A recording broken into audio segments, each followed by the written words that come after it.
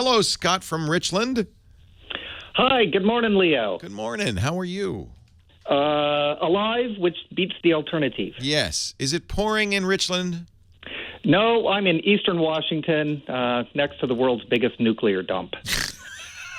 Well, there's something to be proud of.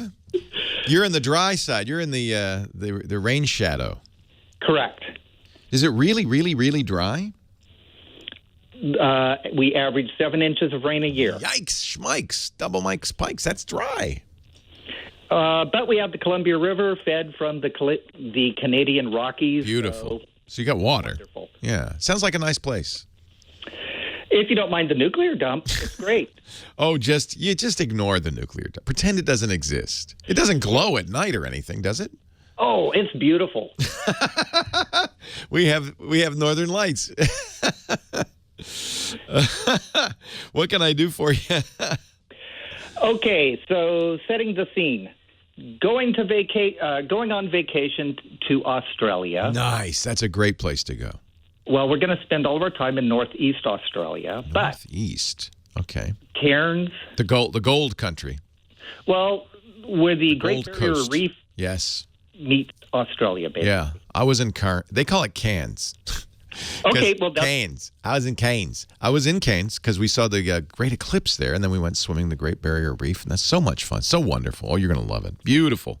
And you're going in the summertime. Now, isn't it true that you didn't actually see the eclipse? Well, the captain decided that for some reason I don't really fully understand. The reason we were on a boat, we were on a cruise ship to do it with a bunch of astronomers, is because in theory the cruise ship can sail around the clouds and find. We were watching the eclipse, and all of a sudden the captain decides to sail, and the clouds cover it, and we missed it. And boy, there was a very famous, I won't name his name, but very famous physicist on board who was livid. He was so angry at the captain. I mean, the captain's got to do what the captain's got to do. He's the captain. So he was concerned about your UV exposure. Maybe that was it. But we saw that. We didn't see totality completely. We saw most of it. It was fun. I really enjoyed it. Anyway, you're going to love it. Friendly people, wonderful country, beautiful, lots to see. The Gold Coast is gorgeous. You're going to have a great time. So what can I do to make that better?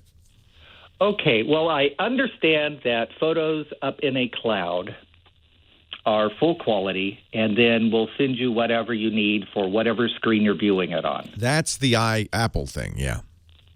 You're talking about Apple's photos.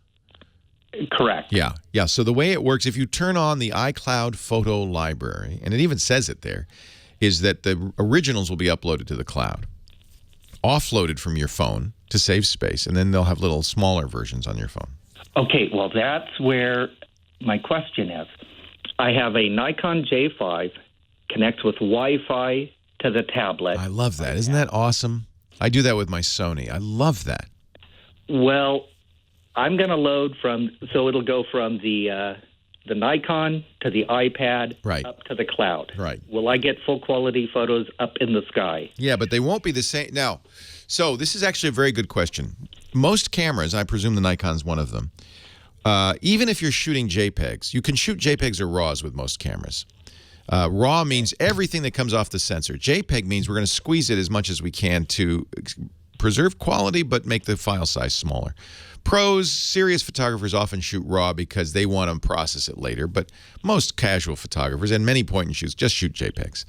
So there is a high-quality JPEG on that memory card. There is also, and this is probably true on your camera, most cameras, a smaller, lower-quality JPEG that's the one you see in the viewer.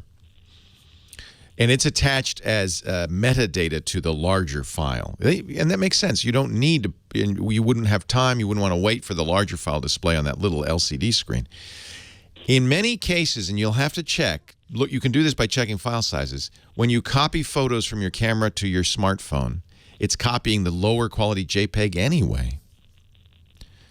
And that's to save time, because it's going to look just as good on your phone as it does on that little LCD. It may not be, though, the same size and the same quality as the JPEG you would take off via the USB or taking the card out and put it in the computer. So you should check. You should not assume that just because you've used that camera app on your smartphone to offload your pictures that you now can erase your memory card. I wouldn't do that. Keep a copy on your memory card because in most cases, I believe that's a higher quality copy. You've answered my question. Wonderful. Okay, and you know what I do? Because memory cards are cheap now. Think of them as rolls of film. Buy enough for the trip and don't erase them because that's your primary copy. You can make other copies in other places on a computer, an external hard drive, on your phone. Share those. They're great for Instagram and Facebook. That's fine. The quality's plenty there. But I always like to have 2 copies of the original off the camera. One of them is going to be on my memory card, and one of them I will copy to a computer. And sometimes what I do if I'm really, paranoid is I'll make a third copy on an external hard drive, and I'll put one of them in my luggage and one of them in my carry-on. And use Google Photos or iCloud Photo Library or Flickr or one of Amazon Photos, one of the many services, OneDrive, to have a copy there too. Then I don't have to worry. None of my photos will be lost. You're going to see stuff that you won't see again probably, right? It's a trip of a lifetime. Yeah, this is our 25th anniversary Christmas. Yeah, so you want to save all of them. So I think this is a good strategy. Just remember, what's on that card may not be the same quality. You can do some sleuthing by looking at the file sizes, but it may not be the same quality as the one that you offload to the smartphone. And that's the key to pay attention. Get extra SD cards. They're cheap, and keep those somewhere safe. That's your original.